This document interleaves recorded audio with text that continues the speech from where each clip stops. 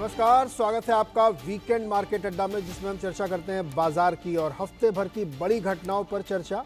उससे अगले हफ्ते के क्यूज क्या मिलते हैं उस पर बातचीत और आपके मन में उठने वाले हर सवाल का जवाब देने की कोशिश करते हैं।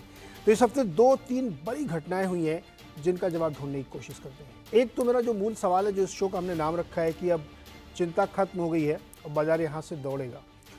चिंता खत्म हो गई क्या? वाकई भारतीय बाजारों के लिए, दुनिया भर के बाजारों के लिए। अमेरिका में एक ऐसा मंजर बना कि ऐसा लगा कि सारी मुश्किलें एक साथ खत्म हो गई हैं। इंटरेस्ट रेट घटने की बातें होने लगी हैं, इन्फ्लेशन कंट्रोल में आ गया है, ऐसे संकेत मिले हैं। और ये मैं नहीं कह रहा हूँ, बहुत सारी रिपोर्ट्स आई हैं, वे डिस्कस करेंगे। तो क्या वाकई बाजार की चिंता खत्म हो रही है? दूसरा एक बड़ा फैक्टर है जो डिस्कस करना चाहिए कि भारत में एक फैसला किया गया कि रिजर्व बैंक ने रिस्क वेट बढ़ा दिया है अनसिक्योर्ड लोन पर। इससे पूरे बैंकिंग सेक्टर में, एनबीएफसीज में, फिनटेक में, सब में असर देखने को मिल रहा है।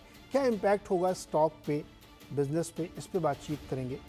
तीसरा एक और यूएस की खबर आई तो इधर आईटी में आग लगी। एक हफ्ते में बहुत बेहतरीन रिटर्न देने शुरू किए। ये कुछ 2-3-4 इश्यूज़ हैं जिसमें हम एक एक करके बातचीत करेंगे और एक दूसरे को मिक्सअप नहीं करेंगे, जिससे अलग अलग तीनों विषयों को आप समझ सकें।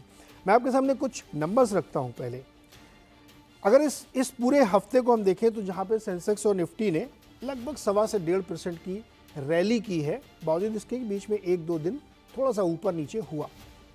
लेकिन मिड कैप और स्मॉल कैप ने तूफान मचाया है। बीच में उनकी आलोचना हुई, गिरे चढ़े, लेकिन फिर से उन्होंने आउट परफॉर्म किया है। स्मॉल कैप तो लगभग 4% ऊपर गया है। ये बहुत इंटरेस्टिंग है, इस पर हम कई बार चर्चा कर चुके हैं। आज थोड़ा इसको और टचअप ऑन करने की कोशिश करेंगे। इस हफ्ते अगर आप देखें तो आईटी इंडेक्स में ज़बरदस्त तेज़ी है। हाईएस्ट जो गेनर है वो आईटी इंडेक्स है, 5.25% ऊपर है। और उसके तमाम सारे स्टॉक देखिए 5-6% ऊपर चले हैं। तो क्या खेल है? क्या वाकई आईटी में अब जो लोग कह रहे थे कि अभी से लेकर रखो, आगे बढ़िया पैसा बनेगा, वो बनेगा क्या? तो मार्केट की चिंता खत्म, बैंकिंग सेक्टर और आईटी, इन 3 विषयों पर अलग अलग विस्तार से बातचीत करेंगे। हमारे साथ जो मेहमान हैं, सुनील सुब्रमण्यम सर हैं, MD and CEO Sundaram mutual fund के, और बहुत इंटरेस्टिंग बातचीत इनसे मिड कैप पे भी होगी। पंकज जैन जी हैं, एसडब्ल्यू कैपिटल के डायरेक्टर, दिल्ली से हमारे साथ जुड़ रहे हैं, और अनुराग सिंह मैनेजिंग पार्टनर इनसेट कैपिटल के, जो हमारे साथ अमेरिका से जुड़ रहे हैं। चूँकि बड़ी खबर अमेरिका से ही निकल के आई और उसी के बाद से फिर पूरे बाज़ारों में एक जिसको ना यूटर्न ले लिया। पता नहीं, बाजार वाले बड़े ट्रिगर हैप्पी होते हैं कि एक झटके में सब मूड बदल गया, सब कुछ तरह तरह की अलग अलग बातें होने लगी। अनुराग जी, एक एक विषय को लेते हैं। मुझे ये बताइए, क्या अमेरिका में चिंता खत्म हो गई है, इन्फ्लेशन कंट्रोल हो गया है और अब रेट कट होने की तैयारी हो रही है? क्या मार्च तक शुरू हो जाए कार्यक्रम? सो नीरज जी, आपको सुनील जी को और जैन साहब को गुड इवनिंग। और या नीरज जी, एक चेंज ऑफ स्टैंस है, and I want to announce this now, and this week I have had a change of stance. वो एक चेंज ऑफ मिनट रुकिए स्टैंस ये सर, है। अनुराग जी, ये ब्रेकिंग न्यूज़ है। जी अनुराग जी जी, ने बिल्कुल अपना रुख बदल लिया है।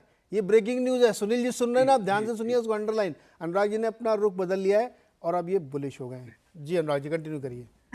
और आपने एज्यूम ही कर लिया है कि हम बुलिश हो गए नीरज जी। सो हम्म। आई एम नाउ, जिस दिन मैंने इन्फ्लेशन नंबर्स देखे हम्म। इस बार वाले नीरज जी, हम्म। और करीब 8:30 बजे तक तो वो डेटा सेंट्रल टाइम पे आ गया था। हम्म। अब by 9 o'clock I was 75% in the market.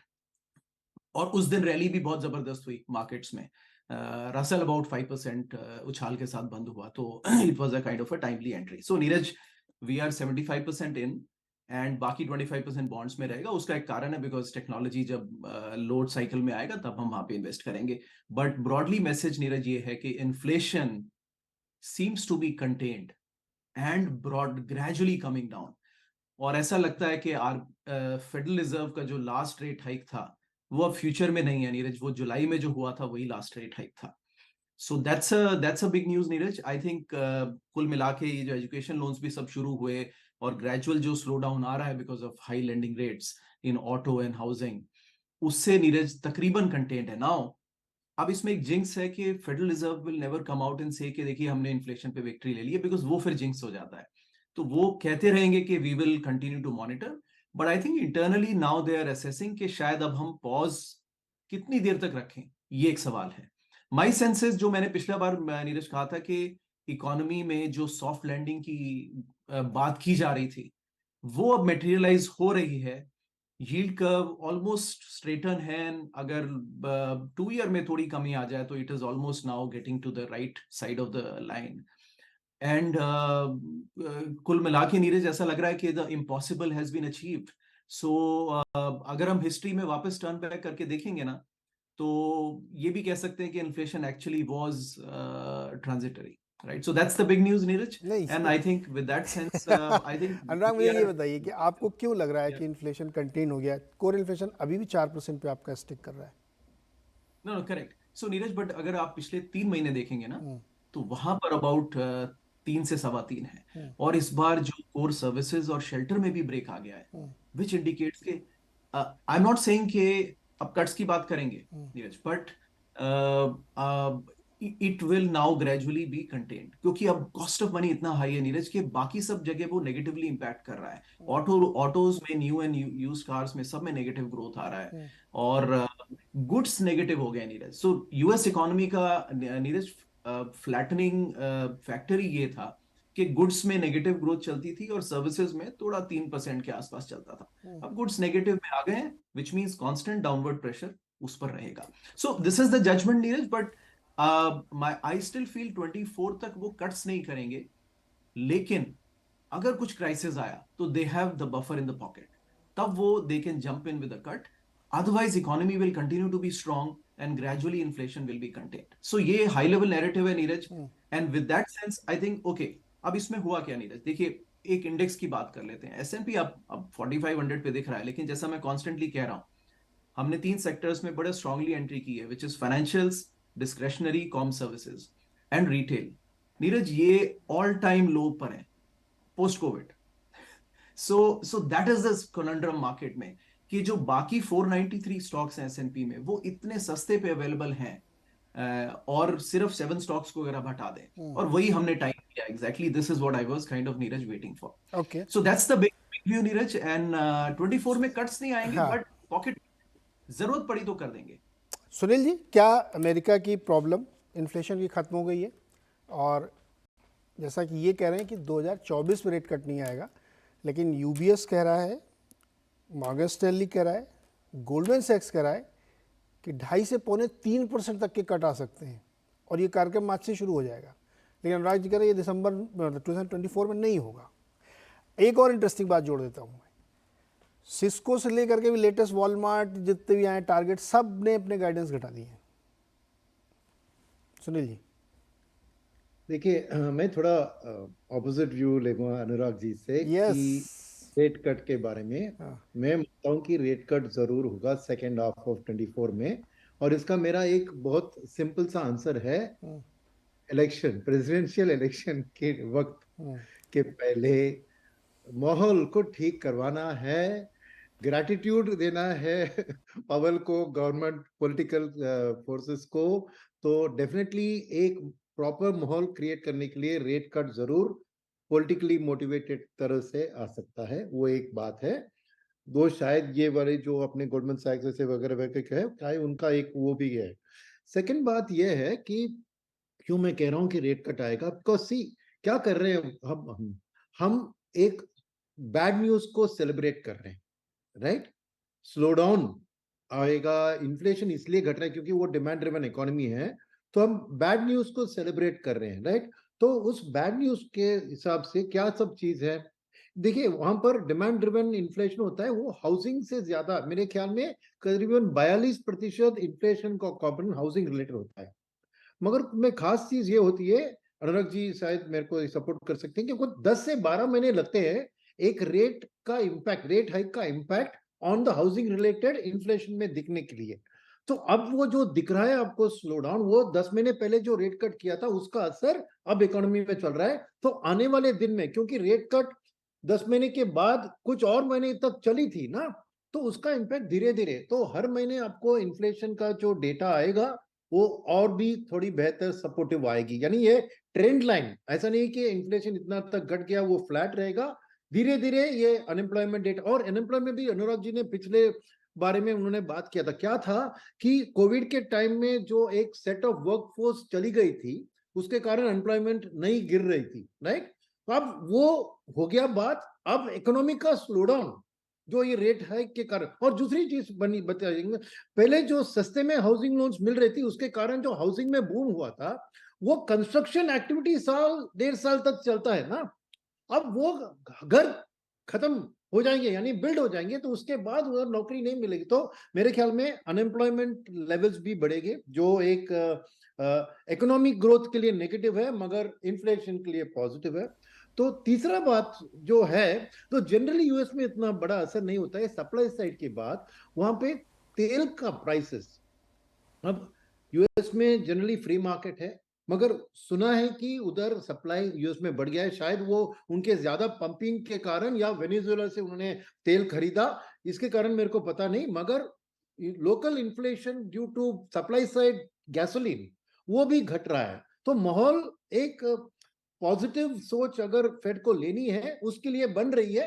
इतनी जल्दबाजी नहीं करेंगे, मगर सेकेंड हाफ यानी जून जुलाई के बाद मेरे ख्याल में जैसे ही नवंबर में वो इलेक्शन का टाइम नजदीक होता है जरूर रेट कट करेंगे।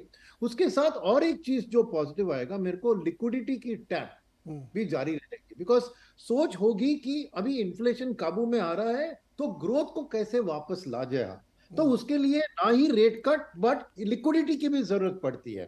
तो मेरे ख्याल में, और इसके ऊपर आइसिंग होगा कि कोई क्राइसिस आए, जो अनुराग जी ने भी रेफर किया था, कुछ कि एक ब्रेकडाउन हो जाए, ब्रेकआउट आए, तो उसके कारण और भी फेड को ग्रोथ को सपोर्ट करने के लिए कुछ ना कुछ मेजर्स हैं। तो मेरे लिए माहौल, और फाइनल पॉइंट में बताऊंगा कि इशू ये है कि ये सब इकोनॉमी की बात चल रही है ना, इन्फ्लेशन, बट मार्केट की लेवल जो अनुराग जी ने बहुत सही बताया कि 493 stock low levels, life time loss पे है वैल्यूएशन के तौर पर अगर देखें, तो खरीदने के लिए वैल्यूएशन के जरिए आपको बड़ा मौका है। तो लिक्विडिटी, इंटरेस्ट रेट कट का माहौल और वैल्यूएशन, और एक हेज फंड के लिए जो बोरो करती है, वो अगर फ्लोटिंग में बोरो कर रही है तो एक लंबी अवधि में वो बोरोइंग भी ले सकते हैं, क्योंकि फ्यूचर में उनका रीसेट लोअर होगा और इसलिए उनकी जो एक मार्जिन ऑफ सेफ्टी वो भी बढ़ जाएगी बाहर के देश। तो ये नॉट ओनली अमेरिका के जो 490 स्टॉक के ऊपर हमको एक पॉजिटिव दिख रहा है, बट इमर्जिंग मार्केट फ्लोस के ऊपर ये पॉजिटिव होगा जी, क्योंकि liquidity ultimately finds its own level. और यहाँ पे अच्छी बात क्या हुई है कि इमर्जिंग मार्केट इंडेक्स में अब 15.5% इंडिया का शेयर है, वो इस महीने एंड तक 16.5% तक बढ़ने वाला है। तो 1% और इंडिया का एलोकेशन बढ़ेगा तो पैसिव फंड्स का फ्लोस इंडियन मार्केट में बहुत आना शुरू हो जाएगा।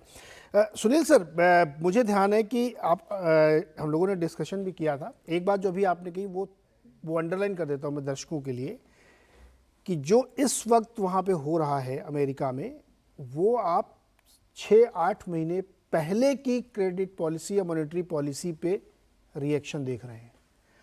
आज जो 5.5% का वहाँ रेट ऑफ इंटरेस्ट है, इस पर अगर रियल रिएक्शन हो जाए तो आपकी इकॉनमी बैठ जाएगी सर, ये मैं कह रहा हूँ। और मैं थोड़ी अपनी तारीफ़ कर लूँ कि आपकी फेड की अनाउंसमेंट या पॉलिसी मीटिंग से पहले, बहुत पहले, मैंने सोशल मीडिया पर लिंक किया था और ये दावा किया था कि मैं अपना नाम बदल लूँगा अगर मई से रेट कट आपके यहाँ ना हो जाए तो, क्योंकि आपका जो डेटा आ रहा है ना, 2% का क्रेडिट ग्रोथ है आपका, हाई फ्रिक्वेंसी डेटा, आपके 8% पे ऑटो लोन है, 8.5% पे होम लोन है, इंडिया को मैच कर रहे हैं आप। कोई चांस ही नहीं कि रेट कट ना हो आपके यहाँ। अनुराग जी, यहाँ पे हमारा आपका डिफरेंस है। मैं कह रहा हूँ कि मई जून से आपके यहाँ रेट कट होना ही होना है, कोई रोक नहीं सकता, क्योंकि आपकी इकोनॉमी अभी 1 साल के लैग से चल रही है जी। सो 2-3 बातों पर रिएक्ट कर दें। I am not very strongly holding के सेकेंड हाफ में रेट कट्स नहीं होंगे, बट देखिए एस्टिमेट्स वेरी फ्रॉम के 25 बेसिस पॉइंट के 2 रेट कट्स होंगे टू मतलब 2.5% का रेट कट हो जाएगा। तो I think all of this is positioning, but possible है सेकेंड हाफ में रेट कट्स हो सकते हैं। अगर कोई इवेंट हुआ तो सेकेंड, अगर इन्फ्लेशन और स्ट्रांगली कंटेन आ जाएगा तो हमें जैन फेब तक समझ में आ जाएगा कि they can afford to loosen rates. But third is, I have a view that economy is still going strong Neeraj, because unemployment अभी 3.9 है, 4.2 पे पहुंच जाएगा। But as long as people hold the jobs and they keep earning, they keep spending. Housing में slow down आया है Neeraj, and I think gradually to support it may be they might decide to do it in the second half. but it all depends on the strength of the economy, and I think economy will continue to be staying strong. इसलिए मैं कह रहा हूं कि वो जल्दबाजी नहीं करेंगे. लैग्स की बात जो सुनील जी ने कही वो देखिए वो जायज है. That's why we are saying that देखिए जो अब तक जुलाई में जो हाइक किया था इम्पैक्ट अब तक हमें दिखने में आ रहा है. On the presidential gratitude and elections, देखिए ये जो फेडरल रिजर्व्स के चेयर होते हैं ना, the biggest thing they worry about is the legacy they leave.